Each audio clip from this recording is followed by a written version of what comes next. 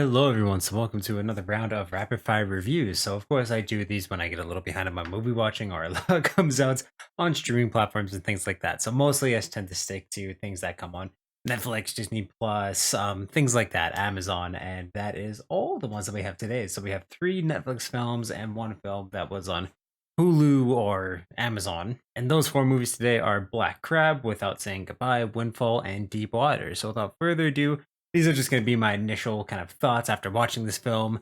Just a really brief overview and if I would recommend them or not. Of course, my scores. So without further ado, let us get into this round of rapid fire reviews. So today we're going to start off with Black Crab. You can find this film on Netflix and it is just a little under 2 hours long. And basically, long story short, Black Crab takes place in a world that has been nuclear frozen, so kind of like Snowpiercer, but not as frozen. Humans can still survive outside, but just not for extended periods of time. And there is basically a two-sided war going on right now, and we follow a woman who lost her daughter in the early days of the war, but she gets word that she's being sent on a mission across basically the ocean.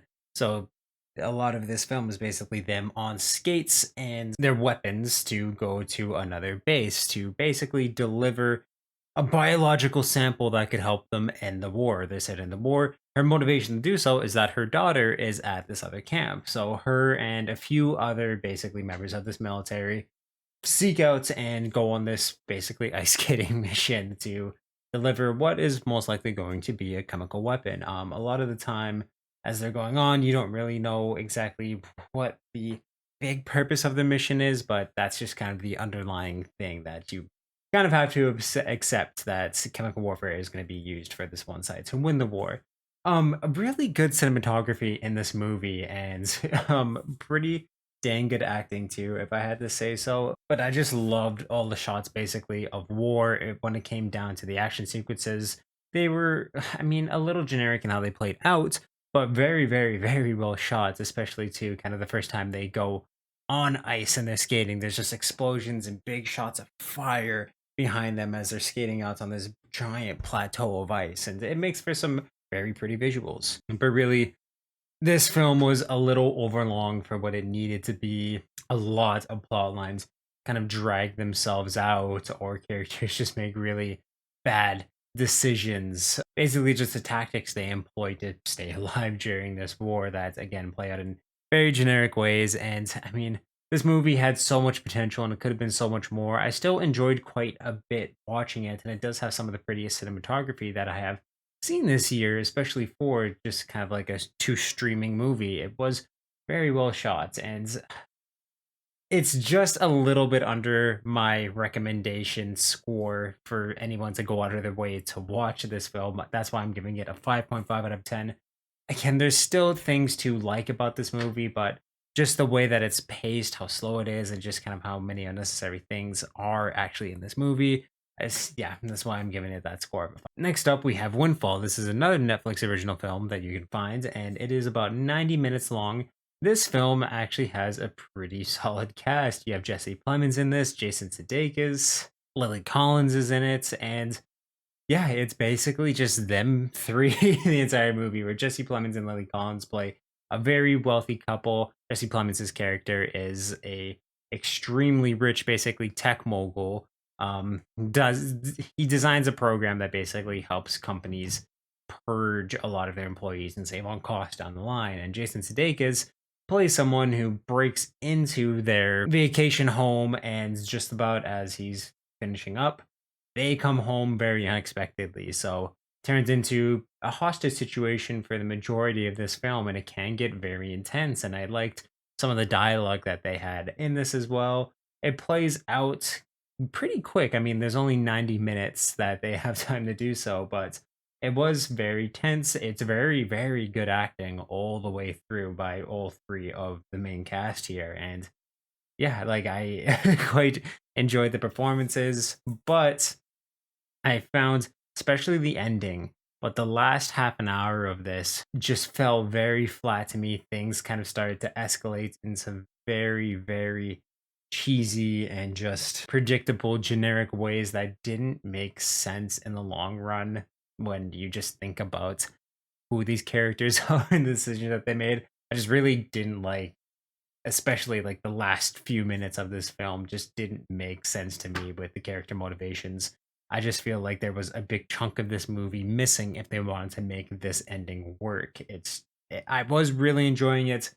It is a little slow at times, but I found that the dialogue was good enough to kind of bring it. But in terms of who Jesse Plemons' character is, just he was great at the beginning of the film, but then he just started to fall into this very generic, stereotypical kind of billionaire that you have, where they just made it too easy to hate him when he was actually quite likable. And I loved his little banter that he's having with Jason Sudeikis in it. They do the same thing with Jason Sudeikis' character, where I just found they really bland him out by the end of the film. And yeah, it's just this ending really fell flat to me and made a good chunk of the movie not as enjoyable as I wanted it to be. So again, it's just underneath my minimum recommendation. It's a 5.5 out of 10. I mean, if you like these actors, there's great performances. That's one of the main reasons I will still kind of recommend this film, but don't expect anything to blow you away in this film. Third film we got is Without Saying Goodbye. You can find this on Netflix too, and I believe it was about an hour and 45 minutes long. It's not quite a romantic comedy, but it definitely is. It kind of almost feels like a Hallmark movie in a sense where things just fall in line perfectly, and it's just kind of a sweet, cute movie that I recommend for couples to watch, and especially fans of cinematography because there are some very beautiful shots. This film takes place in Peru. It's basically about an architectural, just absolutely brilliant architect who is sent by his father and his father's company to go down to Peru and builds a 7-star hotel smack dab right by Machu Picchu.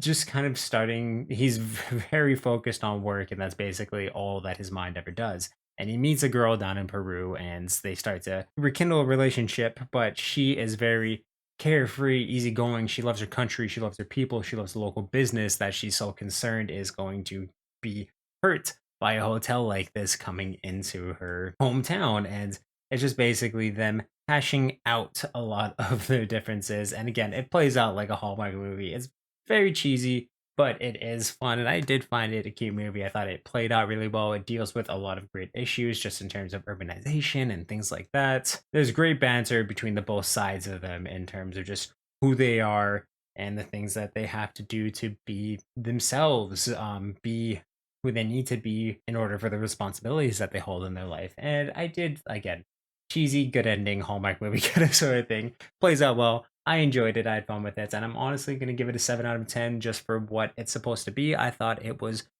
like I said, just great for what it was supposed to be. The last film we have, you can find this on Amazon or Hulu. It is Deep Water. This stars Ben Affleck and Anna de Adams. I don't quite want to go into the realm of murder mystery here, but basically what this film is you have Ben Affleck, Anna de Adams. They're a couple. Definitely not a very happy couple. You find out that she has been sleeping around a lot, and the entire town knows about it. It's Ben Affleck's character knows about it, and there has been a bunch of just very mysterious deaths kind of surrounding their relationship and her relationships with all these other people that she has brought into her romantic life. And it's basically kind of an overshadowing of, is Ben Affleck's character responsible for this? And that question is kind of tossed throughout the entire around 2 hour length time of this film. And there's, again, just more and more death that surrounds their family and of course her relationships. And it's just basically you trying to figure out if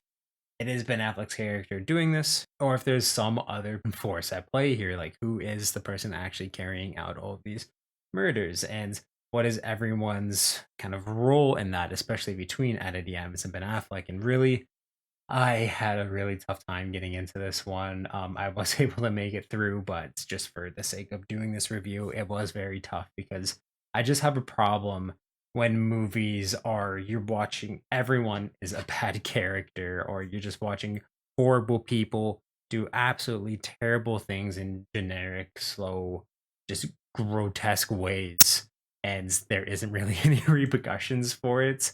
Um, yeah, it's a lot of just kind of what goes on in this movie I found was glorified and just in ways that didn't sit comfortably for me. I didn't think that they were just well documented or well talked about in its dialogue, or kind of dissected in a way that was interesting, intriguing, or just kind of fun to watch. It's just like I said, I didn't enjoy the characters in this movie. I don't know if that's exactly what they're going for.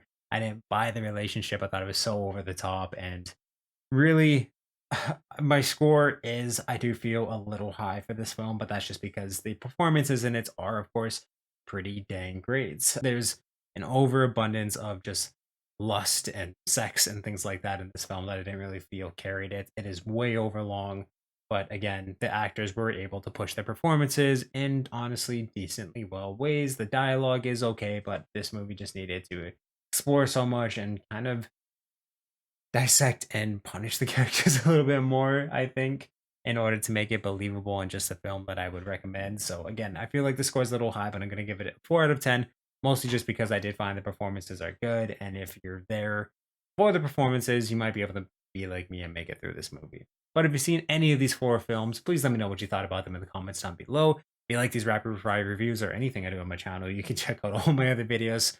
I'll link some up top here for convenience sake. Turn the little ring on and subscribe if you want to know when I upload new videos. If you want to check out everything I do live streaming Twitch wise, there's a link to that in the description of this video, and of course my channel bio. In both of those places, you'll find a link to the Media Mountain, which is my Discord where we talk about movies, video games, comic books, TVs, sports, pretty much everything that's awesome in this world. So you can definitely join that amazing community. I'll make it even more amazing than it is already, and just awesome, guys.